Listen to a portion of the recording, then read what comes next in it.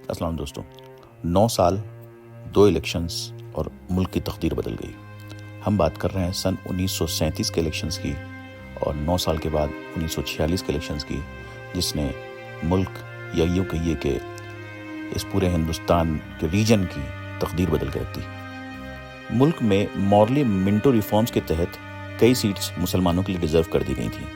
इसके बाद जो 1937 में इलेक्शन हुए तो जो मुस्लिम रिजर्व सीट्स पे थी उस पे मुस्लिम लीग को सिर्फ 25% कामयाबी हासिल हुई, कांग्रेस को सिर्फ 6% कामयाबी हासिल हुई और ज़्यादातर मुस्लिम सीट्स जो रिजर्व थी उस पर रीजनल पार्टीज़ का कब्जा रहा।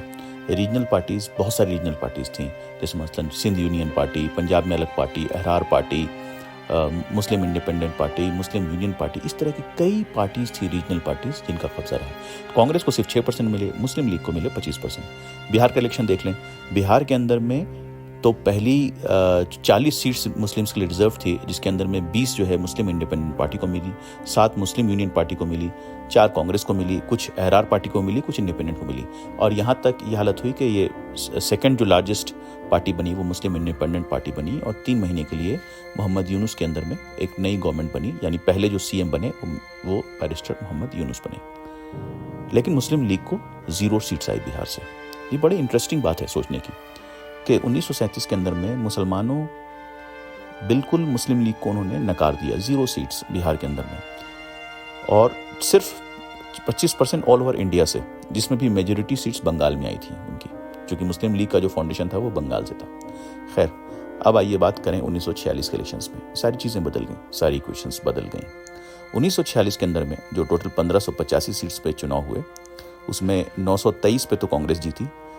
मुस्लिम सीट्स जो रिजर्व थी, अब इसमें 87% ऑफ द रिजर्व सीट्स, यानी 87% रिजर्व सीट्स पे मुस्लिम लीग का कब्जा हो गया, जो कि एक बहुत बड़ी मेजॉरिटी थी। जहां पहले कभी बिहार में 0 सीट्स थी, इस बार करीब 85% रिजर्व सीट्स पे मुसलमानों का कब्जा, मुस्लिम लीग का कब्जा हो गया। बंगाल में 119 में से 113 सीट्स पे मुस्लिम लीग का कब्जा हुआ। बॉम्बे में 100% मुस्लिम रिजर्व सीट्स पे मुस्लिम लीग का कब्जा हुआ। यानी कि चीज़ें बिल्कुल पूरी तरह से बदल गई। इसी को समझना बहुत इंपॉर्टेंट है कि भाई ऐसा क्या हो गया 9 साल के अंदर में कि मुस्लिम लीग, जिसको कि मुसलमानों ने नकार दिया था, अचानक 1946 में कैसे वो मुसलमानों की फेवरेट पार्टी बनी। और एक और चीज़ बड़ी इंपॉर्टेंट है समझने की कि हर आदमी वोट नहीं देता था। बमुश्किल 20% लोग ही वोट में हिस्सा ले सकते थे, क्योंकि सबको वोटिंग राइट्स नहीं थे। हम अक्सर ये समझते हैं ना, मुसलमान की मेजोरिटी ने सपोर्ट कर दिया, नहीं, 20% ही लोग थे जो वोटिंग के जिनको राइट्स था। उन लोगों ने रिजर्व सीट्स पे इस तरह के नतीजे हमें देखने को मिले। लेकिन जो एक इम्पॉर्टेंट बात थी कि 1937 से लेकर 1946 जहां मुस्लिम लीग्स को लोगों ने नकार दिया था, अचानक मुस्लिम लीग जो है फेमस हुई और मुसलमान उसे एक्सेप्ट करने लगे। एक इम्पॉर्टेंट चीज़ ये है कि 1937 में भी कांग्रेस ने बहुत अच्छा मुस्लिम सीट्स पे नहीं अच्छा कर पाई थी, रीजनल पार्टी से कब्जा रहा था। तो यानी कि 1937 में मुसलमानों ने कांग्रेस और मुस्लिम लीग दोनों को नकार दिया था। 1946 में मुस्लिम रिजर्व सीट्स पे मुस्लिम लीग का कब्जा हो गया। अब ये समझने की कोशिश करें कि आखिर ये ऐसा क्यों हुआ। सबसे पहले तो ये समझें कि ब्रिटिश डिवाइड एंड रूल में बिलीव करते थे। उन्होंने मुसलमान और हिंदू को एक साथ 1857 की गदर में हिस्सा लेते वो देख चुके थे, इसलिए वो हर हाल में ये चाहते थे कि मुसलमान और हिंदी के बीच में डिवीजन पैदा हो, और जिसकी शुरुआत आप कह सकते हैं कि बंगाल के पार्टीशन से हो गई थी। उसके बाद जो ये रिफॉर्म्स आए, जो मॉडली मिंटो रिफॉर्म्स आए, मुस्लिम सीट्स का रिजर्व होना, ये भी एक तरह से आप कह सकते हैं कि उसकी शुरुआत थी। उसके बाद ब्रिटिश ये चाहती थी, उसने मुस्लिम लीग को ज़्यादा तरजीह दी as compared to other parties. आप देख सकते हैं कि मुल्क के अंदर में कई पार्टीज थी मुसलमानों की, लेकिन ब्रिटिश ने ज़्यादा इंपॉर्टेंस हमेशा मुस्लिम लीग को दिया। क्योंकि आप ये देखिए कि जो सरकार होती है वो हमेशा चाहती है कि अगर कई पार्टीज हैं उनमें किसी एक पार्टी को चाहती है कि इसका सपोर्ट जो है लोग करें, क्योंकि वो जो चाहते हैं वो काम उसके ज़रिए हो सकती है। तो मुस्लिम लीग का फेवर किया हमेशा ब्रिटिश गवर्नमेंट ने। और बाकी जो मुसलमान थे, जैसे मुस्लिम इंडिपेंडेंट पार्टी थे, अहरार पार्टी थी, आज़ाद कॉन्फ्रेंस, इन सबको वो ये समझते थे कि ये कांग्रेस का ही हिस्सा है, जबकि ये लोग न कांग्रेस के थे न मुस्लिम लीग के थे। इनका रास्ता थोड़ा सा अलग था। इनका रास्ता था नेशनलिज्म की तरफ, कि मुल्क का डिवीज़न नहीं हो। मुस्लिम लीग से बिल्कुल अगेंस्ट थे, लेकिन ब्रिटिश ने हमेशा मुस्लिम लीग को तरजीह दी। जैसे कुछ एग्जाम्पल मिलता है कि फर्स्ट राउंड टेबल कॉन्फ्रेंस में डॉक्टर एम ए अंसारी साहब को मिलना चाहिए था पार्टिसिपेशन, उनको नहीं मिला, बल्कि मुस्लिम लीग की तरफ से रिप्रेजेंटेशन मिला। یہ بات ہے سن 1931 کے قریب کی. اس کے بعد اللہ بخش جو سب سے اسٹرانگ آواز رہی, ہم لوگ تو مولانا آزاد کا نام سنتے ہیں, ایک اللہ بخش تھے جنہوں نے مسلم آزاد کانفرنس کیا اور اس کے بعد سندھ کے وہ چیف منسٹر بھی رہے. اللہ بخش کو بھی جو ہے ان لوگوں نے زیادہ امپورٹنس نہیں دیا, جبکہ اللہ بخش سب سے اسٹرانگ آواز تھی. اللہ بخش نے جو ایک ریلی کی تھی مسلم آزاد کانفرنس کی, وہ کہتے ہیں کہ اتنی بڑی ریلی مسلمانوں کی شاید ہی کبھی ہوئی ہو ہندوستان کے اندر میں. تو خیر برٹش کو فیوریٹ وہ چاہتے تھے کہ مسلم لیگ جو ہے وہ آگے بڑھے, اور آج بھی یہ ہوتا ہے کہ سرکار جو چاہتی ہے وہ چاہتی ہے کہ بھئی مسلمانوں کا ریپرزنٹیشن یہ پارٹی کرے, تو گورنمنٹ چاہتی ہے کہ کچھ پارٹیز کو, تو ٹھیک اسی طرح سے. دوسرا کیا ہوا کہ مسلم لیگ کا بہت ہی ایگریسو ٹون ہو گیا 1937 کے بعد. 1937 تک مسلمز کی ایلیٹ پارٹی تھی مسلم لیگ. اس کے بعد انہوں نے عام لوگوں سے ملنا شروع کیا, مذہب کا بہت استعمال کیا گیا, ہر جمعے کے خطبے کا استعمال کیا گیا, درگاہ کا استعمال کیا گیا, ہر جگہ پہ ایک ایسا ماحول بنا دیا گیا کہ یا تو تم میرے ہو یا اسلام کے خلاف ہو. تو مسلم لیگ نے گویا باقی مسلم پارٹیز کی ایک طرح سے بالکل بیس ختم کر دیا, یہ کہہ کے کہ ایک عام مسلمان کے دل میں یہ بات بیٹھا دی کہ یا تو تم میرے ہو یا تم مرتد ہو, یا تو تم میرے ہو یا تو تم کافر ہو. کچھ اس طرح کی جو ہے کا لینگویج استعمال کیا گیا.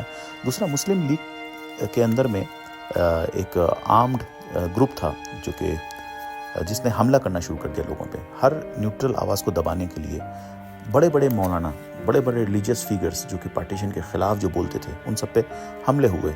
جیسے مثلاً مدنی صاحب پہ حملہ ہوا, ایون مولانا آزاد پہ کئی بار حملہ ہوا, کچلو صاحب پہ حملہ ہوا. کئی ایسے بڑے بڑے مولانا تھے جن کے اوپر جمعیت علماء ہند ان کے آفس کو آگ لگا دیا گیا. ایک طرح سے بڑا ہی ایگریسو, اور سب سے جو بڑا زخم دیا وہ یہ دیا کہ اللہ بخش کا مرڈر کر دیا گیا. اللہ بخش جو سب سے اسٹرانگ آواز تھی پارٹیشن کے خلاف بولنے میں, ان کا مرڈر ہو گیا سندھ کے علاقے میں, اور یہاں سے جو ہے چیزیں بالکل بدل گئیں. جو تیسری وجہ تھی وہ تھی کانگریس کی اپنی غلطیاں. کانگریس کی اپنی غلطی یہ رہی کہ ایک تو یہ کہ بہت سارے لیڈرز کانگریس کے اندر میں ایسے تھے جن کا تعلق مہا سبھا سے بھی تھا, ہندو مہا سبھا سے بھی تھا اور کانگریس کی طرف سے بھی تھا. ان کے جو بیانات تھے وہ کچھ اس طرح کے ہوتے تھے کہ جو ایک عام مسلمان کو بڑا چوٹ پہنچاتے تھے. جیسے مثلاً مدن موہن مالویہ صاحب ہوئے یا لالا لاجپت رائے ہوئے. اس طرح کے بہت سارے لیڈرز تھے جنہوں نے کانگریس کی طرف سے بھی آواز اٹھایا, اور جو کانگریس کی پارٹی میں رہے, ساتھ میں ہندو مہا سبھا میں بھی ایکٹیو رہے, اور جن کے اسٹیٹمنٹس مسلمانوں کے خلاف رہے. تو یہ مسلمانوں کے اندر میں ایک شک شبہ پیدا کرتے رہے, جس پہ کانگریس نے بہت اسٹرانگ اسٹیپ نہیں لیا. کانگریس کے اندر میں بیسیکلی دو طرح کے لوگ تھے. ایک تو پیور نیشنلسٹ تھے کہ جن کو مطلب ہندو مسلم سے کوئی مطلب نہیں تھا, لیکن ایک بڑا طبقہ وہ تھا جو کہ اندر سے کمیونل تھا بہت زیادہ, اور وہ اس طرح کے بیانات دیتے رہتا تھا. جبکہ کانگریس نے اس چیز کو نہیں سمجھا کہ 1937 کے الیکشن میں مسلم ریزروڈ سیٹس پہ صرف 6% سیٹس پہ کانگریس آئی ہے, باقی پہ ریجنل پارٹیز کا قبضہ رہا ہے.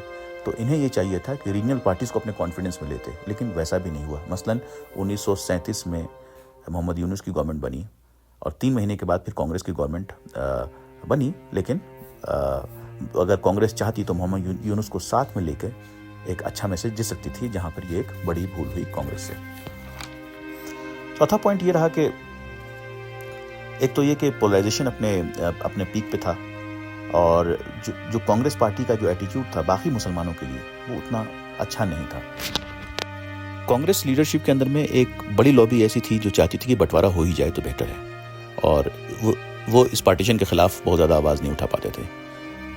لاسٹ میں مہاتما گاندھی اور جواہر لال نہرو ہی بچے تھے, لاسٹ کے 2 لیڈرز جو آخر تک یہ کوشش کرتے رہے کہ پارٹیشن نہیں ہو, اور آخر کار نہرو جی بھی سرنڈر کر گئے 1946 کے بعد, اور پھر آخر میں مہاتما گاندھی کو بھی یہ بات ماننی پڑی.